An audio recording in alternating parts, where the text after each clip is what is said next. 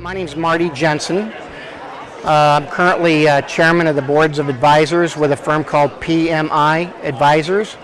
Website's pmiadvisors.com, and we work with family offices, with wealth advisors, the whole multidisciplined approach to comprehensive wealth management, and we're hoping to learn more about how to offer our fiduciary capabilities to asset classes like life insurance. It goes back to my early days, how I was taught the business, and to me, most people focus on managing investments, insurance policies, etc. I've always been taught to manage clients' expectations. So for me, from the minute I sit down with a prospect or a client or their family members or their integrated gatekeepers, I always make sure to do reflective listening through the Q&A. I make sure that we restate it back to the client, both verbally and in written form. I have them acknowledge it by signature, so that way we affirm that we're on the same page with whatever the goals and objectives and techniques to be used are.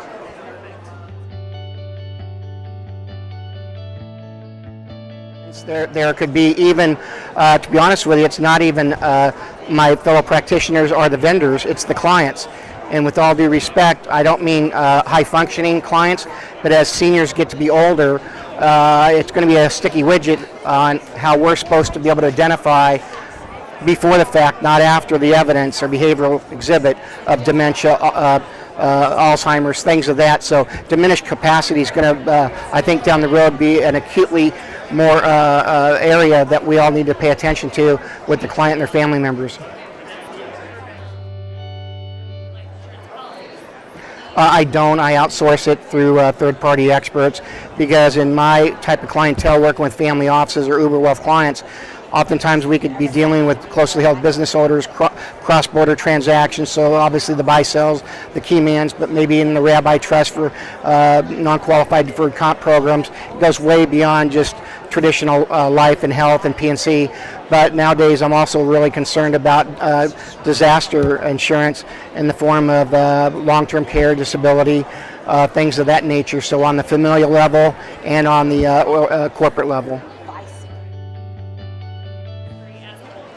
I don't think that the industry at large spends enough time on education, not just out in the public domain, but it still appears to be somewhat transactional as opposed to purely consultative. And I don't mean using consulting sales approaches in order to facilitate a transaction.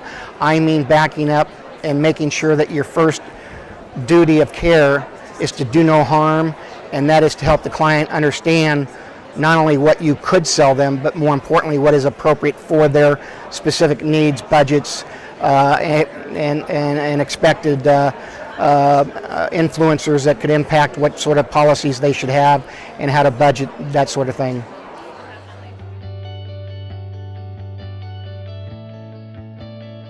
I think it's a cop-out for the insurance industry, for FINRA. I think the SEC, I think it's abysmal how we've had ERISA since 1973. I've been at the forefront of acknowledging, taking in writing from a client that I'll accept that I'm a fiduciary. To this day, you have Merrill Lynch's, the MetLife's, you have everybody on the street, all the biggest kids, the Goldman Sachs, all of them refusing to accept that they are 100% full-on fiduciary, take that in writing, have to live up to MIFA, to the ERISA standards, to the Modernization of Trust Acts.